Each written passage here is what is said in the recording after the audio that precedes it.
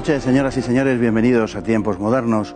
Aunque la Segunda Guerra Mundial terminó con el lanzamiento de las bombas atómicas sobre Hiroshima y Nagasaki, en los últimos días de la guerra hubo una campaña militar librada entre japoneses y soviéticos que selló el destino de la región. Sus consecuencias se prolongan hasta el día de hoy. Tras la costosa victoria de Iwo Jima a comienzos de año, en junio de 1945, los marines llevaban 2 meses peleando en Okinawa, que ya pertenecía al territorio nacional japonés, quizá la más terrible batalla que hayan librado nunca. Para los norteamericanos se planteó entonces qué hacer: asaltar el territorio metropolitano de Japón o emplear el nuevo arma atómica. El presidente Roosevelt había comprometido con Stalin que la URSS atacaría a Japón 3 meses después de que terminase la guerra en Europa. Tokio, sin embargo, confiaba en que la URSS no caería sobre ellos, puesto que existía un tratado de no agresión entre ambos, al que en 1941 ellos se habían atenido. Los aliados occidentales eran superiores a los soviéticos en fuerzas aéreas y navales, pero el ejército de tierra soviético, en términos convencionales, era el más potente del mundo, pese a sus gigantescas pérdidas durante la guerra contra la Wehrmacht, tanto por el número de hombres como por la cantidad de material blindado y de artillería que poseía.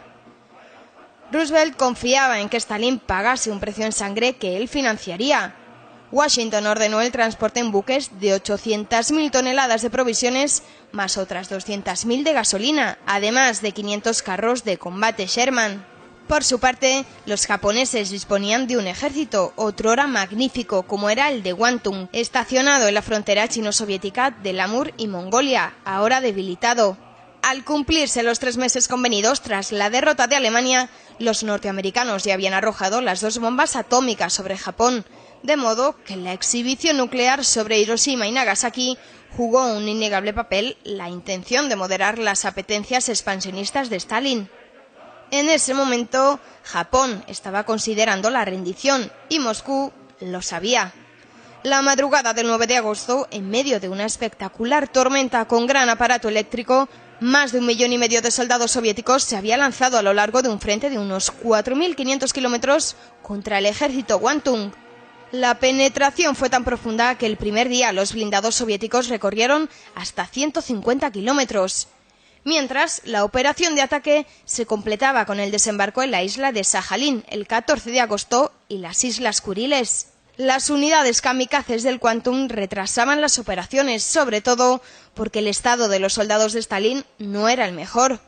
Muchos de ellos llevaban varios días sin dormir y particularmente los que estaban destinados desde hacía años en las unidades del Ejército Rojo estacionadas en el Extremo Oriente padecían de una malnutrición alarmante. Cuando los soldados del Frente Transbaikal pusieron en marcha los carros de combate en dirección a las líneas japonesas, hacía días que padecían deshidratación y chorreaban sangre de la nariz.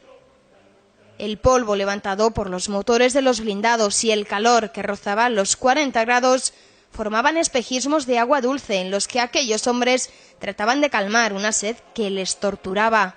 Pero el poderío militar soviético redujo la campaña a una semana. La resistencia japonesa fue quebrada con los más expeditivos métodos, tal y como dejaron claro los soviéticos el 12 de agosto al tomar la fortaleza Utou, después de haber quemado vivos y asfixiados a sus defensores, lanzando gasolina por los conductos de la ventilación. Durante las siguientes fechas, este fue el tono de la campaña: aplastantes victorias sobre un enemigo inferior y desesperado. A primera hora del 15 de agosto, los atacantes habían penetrado más de 400 kilómetros tras las líneas japonesas, con lo que la campaña estaba liquidada. Toda la operación significó que, a un coste relativamente bajo, los soviéticos pudieran figurar entre los vencedores de Japón. Don Rafael Rodrigo, muy buenas noches. Muy buenas noches, don Fernando. Encantados de tenerle aquí de nuevo, pues no podía ser de otra manera. Bueno, son los episodios finales de la Segunda Guerra Mundial, muy desconocidos porque se centran siempre en el lanzamiento de las bombas atómicas sobre Hiroshima y Nagasaki, lo cual tiene su lógica, pero suelen olvidar esta campaña en Manchuria, que tuvo su importancia y a la que hoy nos referimos. En cualquier caso, el lanzamiento de las bombas atómicas tiene relación con la ruptura de la alianza entre los anglosajones y la Unión Soviética. Tuvo una traslación política, digamos, en cuanto a que querían mostrar el poderío que tenían los norteamericanos. Sí, efectivamente.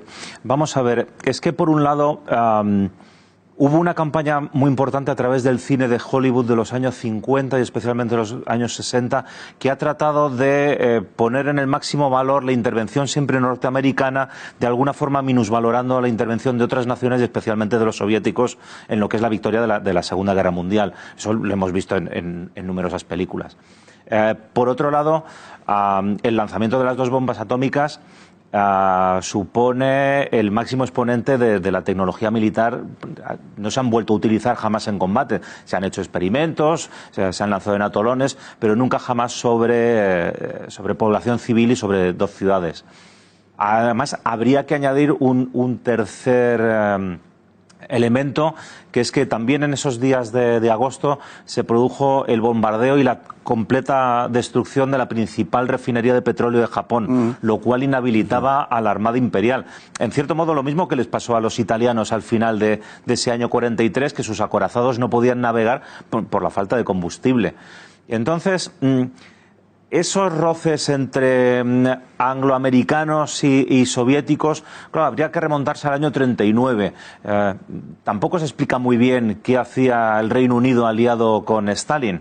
Siempre nos han vendido de una Segunda Guerra Mundial de el bien en las potencias democráticas contra el mal, los estados totalitarios. Hay más claros. ¿Qué hacemos con la Unión Soviética? Claro. Entonces, de alguna manera, siempre hubo roces, siempre hubo desconfianza. Churchill, desde que llegó a ser primer ministro, sabía que era un matrimonio de conveniencia con la Unión Soviética y hubo una desconfianza enorme.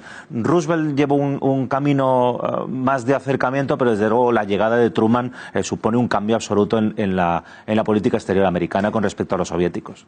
Precisamente, además, Truman queda aterrado cuando descubre el legado en materia de política exterior que le cede Roosevelt, porque hay que decir que Roosevelt no tenía en absoluto informado de nada a su vicepresidente, con lo cual este se llevó un susto tremendo y pudo comprobar cómo había un compromiso para que efectivamente los soviéticos entraran a los 3 meses en guerra contra Japón y tenía que tratar de atajarlo del modo político más decisivo posible, y no era más que mediante el lanzamiento de las bombas atómicas. Pero, por decir así, el susto de Truman es cierto, históricamente cierto. Sí, porque Roosevelt llevó de una forma muy personalista los distintos encuentros que tienen los grandes líderes de Yalta, Potsdam y demás, y no informando tanto a su vicepresidente ni digamos a su gabinete ni a su equipo.